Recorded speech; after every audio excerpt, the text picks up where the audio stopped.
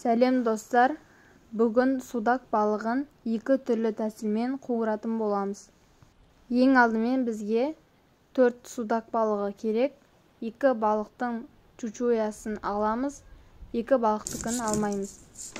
Бұл балықтың чучуясы алынбаған. Чучуясын алмай, қабығын осылай алып тастаймын. Балықтың қабығы осылай жақсы алыну үшін балық кішкене мұз күйінде болу керек.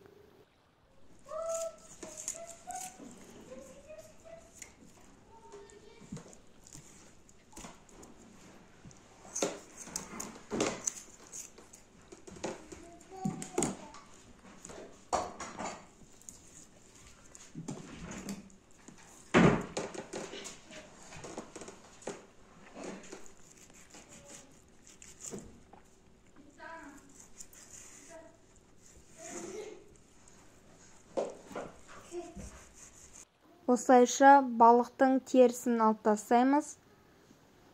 Шама келгенше қабығында ешқандай ет қалдырмау керек. Ақырындап жұмыс жасаймыз. Менің анам балықты дәл осы тәсілмен пісіреді. Сырты алынған және алынбаған балықтың дәмдері екеуі екі түрлі болады.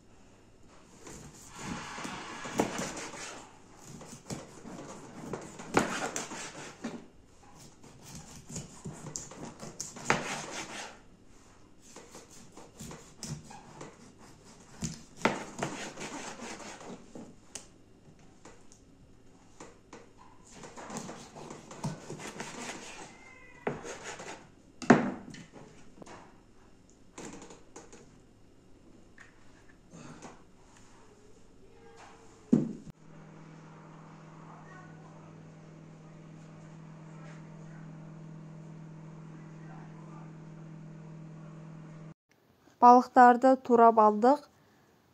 Туралған балықтарды бір жуып алдым.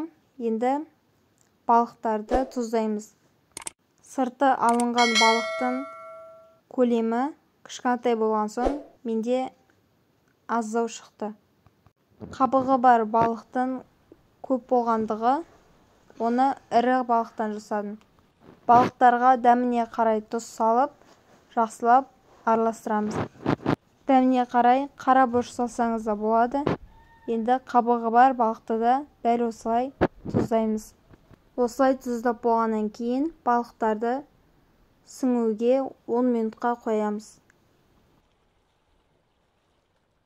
Енді қарапайым ұнды тарелкаға салып, тұздалған дайын балықтарды ұнға аунатып, осылай қуыруға дайындаймыз.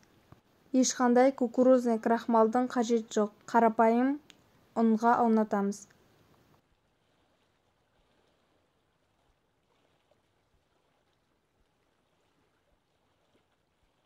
Осылайша қабығы бар балықты да ұнға аунатып дайындаймыз. Осы уақытта майды қыздырып қоямыз. Міне балықтар дайын. Енді қызып тұрған майға қуырамыз.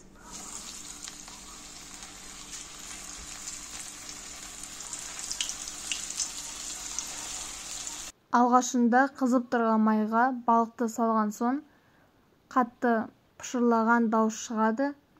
Одан кейін ол кішкене басылады, бірақ көпіршіп тұрады. Осы кезде балықты аудару керек.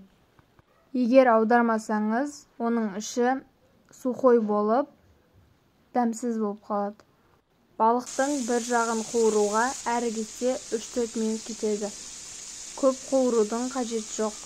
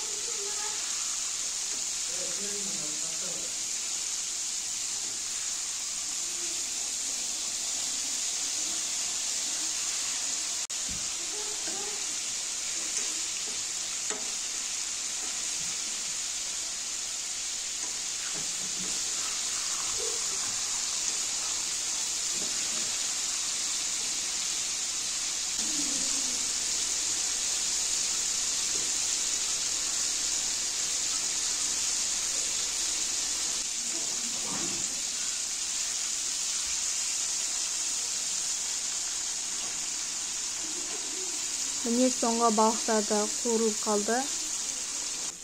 Осылайша екі түрлі тәсілмен балықтарды қуырып дайындадық. Бізде осындай қабығы бар және қабығын жоқ қылып дайындадық. Екеуінде екі түрлі дәм болады. Дәл осы тәсілмен сіздер де жасап көріңіздер. Сіздерге видео ұнаған болса, тіркелуді және лайк басуды ұмытпаңыздар. Келесі жаңа видеоларда кездескенше сау болыңыздар. Астарыңыз дәмді болсын.